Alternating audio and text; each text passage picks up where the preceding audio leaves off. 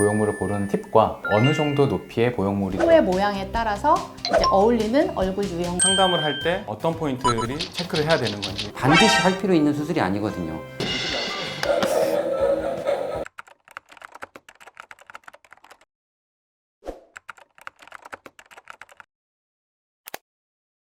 상담을 할 때 어떤 포인트들이 체크를 해야 되는 건지 이런 거에 대해서 좀 얘기를 해볼까 합니다. 제가 환자분들 오셨을 때 뭐라고 그러냐면요, 양복 맞춰봤어요? 그런단 말이죠. 정장을 맞춘다고 생각해 봅시다. 원단을 고르죠, 스티치 색깔도 골라요, 패턴, 심지어 단추 위치 다 골라요. 선택을 한단 말이죠. 자기 코는 어떻게 해요? 친구가 잘 됐으니까 거기 가서 그냥 할게요. 원장님 실리콘 몇 미리 넣어요? 6mm? 전 좀 높은 게 좋아요. 7mm 넣어주세요. 끝이에요.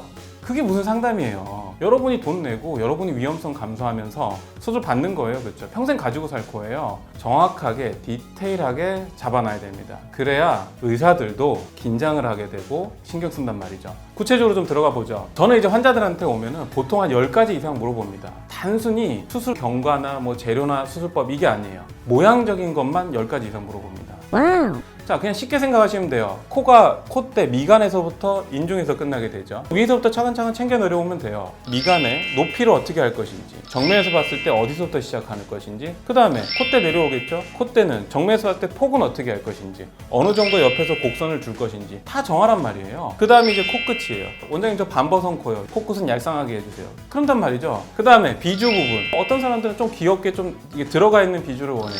좀 평평한 비주를 원해요. 아, 비주가 너무 기니까 조금 짧은 게 좋겠어요. 기준이 없어요. 뭐가 높은 거고 뭐가 낮은 거예요. 저 같은 경우는 그려요. 그냥 환자랑 같이 사진 찍어 놓고요, 그 위에다가 그려서 보여줘요. 그래야 이 사람이 생각하는 곡선이 이 정도구나, 그렇게 알 수 있단 말이죠. 10개 항목이면 10개 항목 수술실에서 옆에 붙여 놓고요, 여기서부터 하나하나 체크하면서 만들어서 가요. 여러분 꼼꼼하게 챙기세요. 다 요구하고 의사랑 의사소통을 정확히 해서 기록을 남겨놓으란 말이죠. 그래야 이게 잘 됐다 안 됐다 나중에 딱 평가할 수가 있단 말이에요.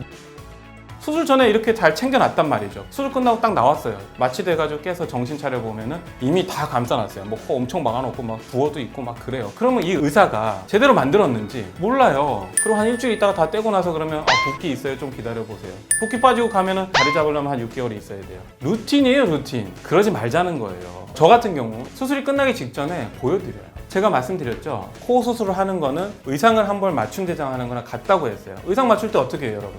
가봉이라는 걸 한단 말이죠. 가봉. 그게 뭐예요? 중간 점검인 거죠. 코도 제가 해보니까 충분히 그럴 수 있어요.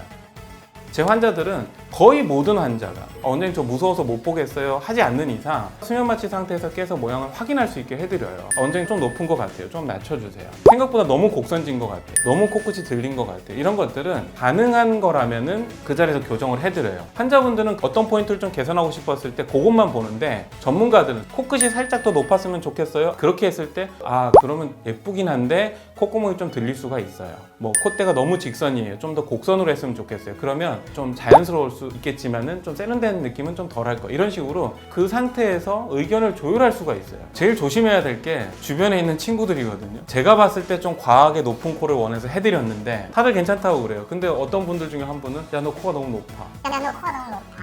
그런 의견들이 있을 수 있어요. 그럴 때는 그냥 본인의 생각을 따라가세요. 거기에 휘둘리지 말고.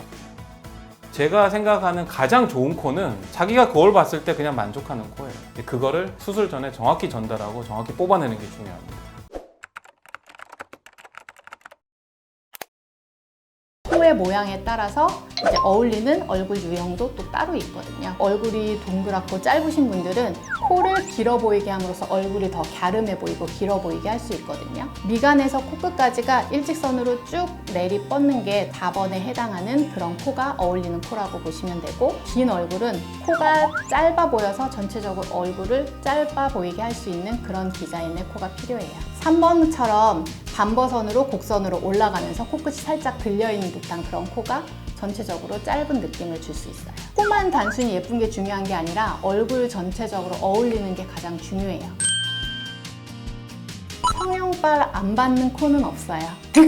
무조건 이전보다는 좋아지죠. 뭐 복코고 뚱뚱한 코도 더 샤프하게 할 수 있고 좋아지게 되어 있는데, 중요한 점은 다 한계가 있다는 거죠. 근데 성형발을 잘 받는 코다라고 하면 만들고자 하는 코를 그대로 구현할 수 있는 그런 코가 이제 성형발 잘 받는 코. 일단은 뭘 하든지 재료가 풍부한 게 좋아요. 연골이 발달되어 있고 피부도 많고 그런 코가 좋거든요. 가장 중요한 거는 피부의 조건이라고 생각하거든요.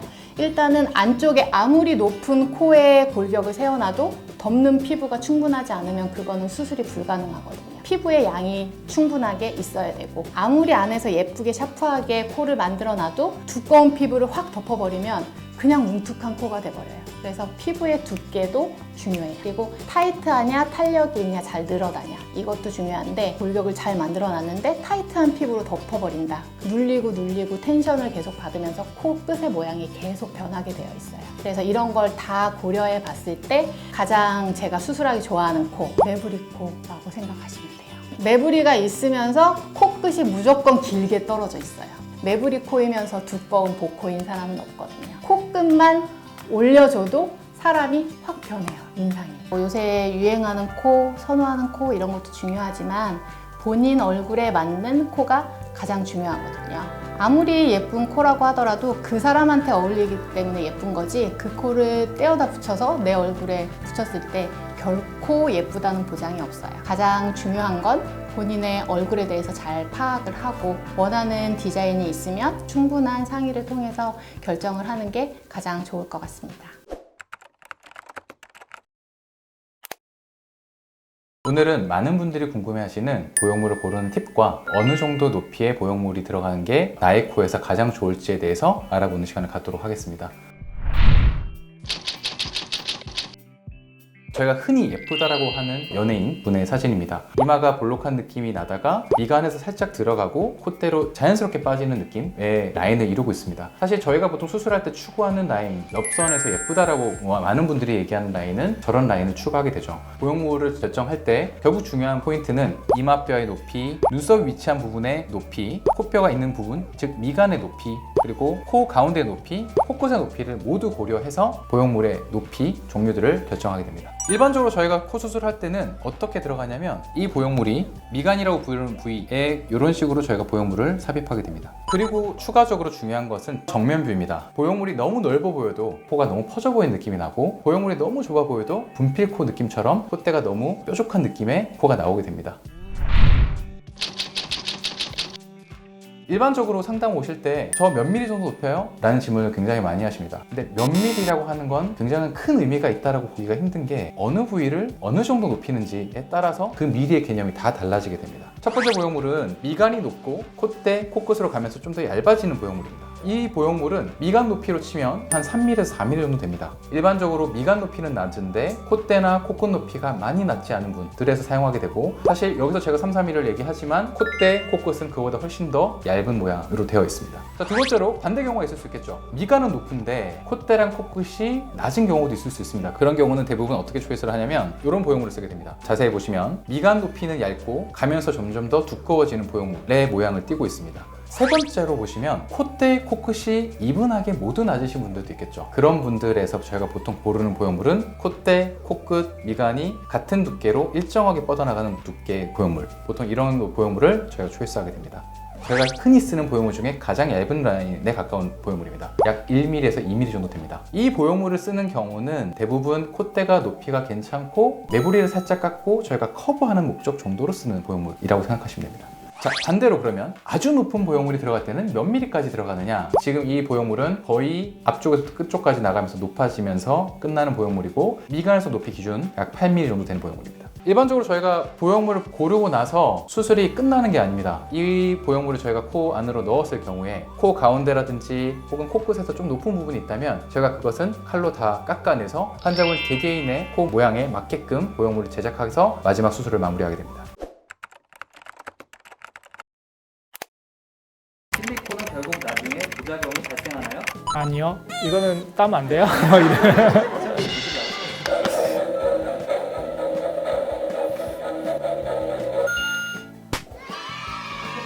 실리콘은 예전에는 코끝까지 있었기 때문에 얇아지고 뚫고 나오고 문제가 많았습니다. 하지만 요즘에는 코끝에는 연고를 사용하고 콧대만 실리콘을 사용하기 때문에 예전처럼 많이 부작용이 생기지 않습니다. 그거에 대해서는 걱정하지 않으셔도 될 것 같습니다. 제일 많이 사용하죠. 실리콘을 쓰지 않으면은 콧대 높이를 올려주기 힘들고 이제 매끈하게 이렇게 떨어지는 게 나타나지 않을 수가 있습니다. 실리콘을 사용하면은 본인이 원하는 라인 직반이면 직반, 반버선이면 반버선 이걸 다 만들어줄 수 있지만 실리콘을 사용하지 않으면 그거를 정확하게 만들어줄 수 없습니다. 무조건 자가연고를 사용하는 것이 제일 좋은가요? 아닙니다. 누르기 싫어서 그런 것 같아요.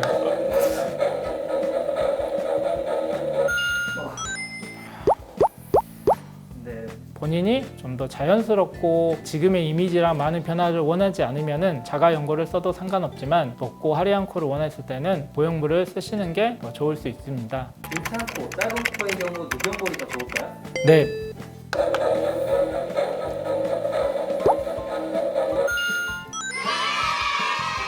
길창 코와 짧은 코 같은 경우는 코를 내리기도 하고 코를 올리기도 해야 됩니다. 일반적으로 코를 올리게 되면은 피부가 이렇게 당겨지기 때문에 코는 다시 들리게 돼 있습니다. 그래서 내리면 다시 올라가는 힘을 잡아줘야 되고 올리면 다시 또 올라가려는 힘을 잡아줘야 되기 때문에 단단한 누경골을 쓰는 게 훨씬 더 모양도 좋고 유지도 더 잘 된다고 보고 있습니다. 그래서 그런 코 같은 경우는 누경골을 쓰는 게 맞다고 생각합니다. 코막힘, 비염, 이중격 망곡증이 있는데 코 수술이 가능한가요?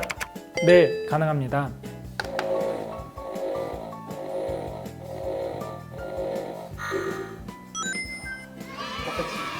피중경 연골을 떼서 코 밑이나 코끝에 올리기 때문에 피중경 망곡증 수술은 미용 수술로도 해드릴 수 있습니다. 하지만 비염이나 코 숨기를 넓혀주는 수술 같은 경우는 합의각계를 좀 더 부러뜨리거나 점막을 지져주는 수술로 좀 더 넓혀줘야 되기 때문에 이거는 추가적인 수술이 필요합니다. 보통 코 수술할 때 같이 할 수 있기 때문에 같이 하셔도 무방하다고 생각합니다.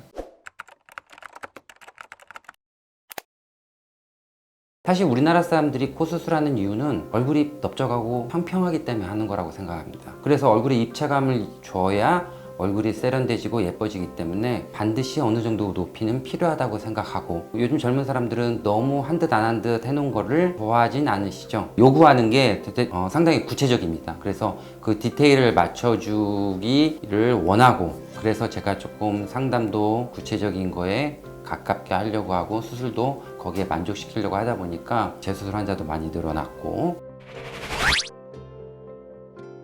제가 코 수술하는 환자들한테 항상 물어보는 게 있습니다. 저한테 상담 받으신 분들은 들어봤을 거예요. 예쁜 코 중에서 자연스럽게 예쁜 코가 좋냐? 난 티나도 화려하게 예쁜 코가 좋냐? 그 둘 중에 꼭 고르라고 합니다. 빈도수로 봤을 때 요즘 젊은 사람들은 화려한 코를 원합니다. 수술하고 났는데 친구들이 만났을 때 친구들이 한지 모르겠다, 티도 안 난다 이러면 되게 서운하고 후회하고 아쉬워하더라고요. 제가 봤을 때는 제 환자 중에 70%, 80%는 화려한 코를 원합니다.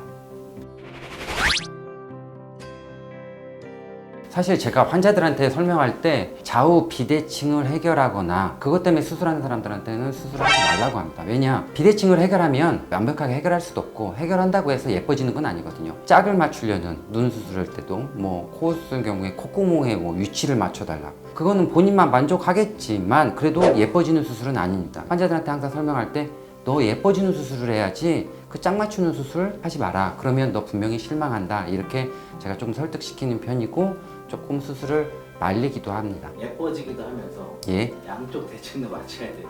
물론 그렇죠. 예, 물론 그렇기는 하지만 주 목적이 예뻐지는 거고 나 콧볼의 위치가 다르다. 이거를 맞춰달라. 그런 수술적으로도 사실 양악 수술하고도 맞춰지지 않는 경우가 많거든요. 그러니까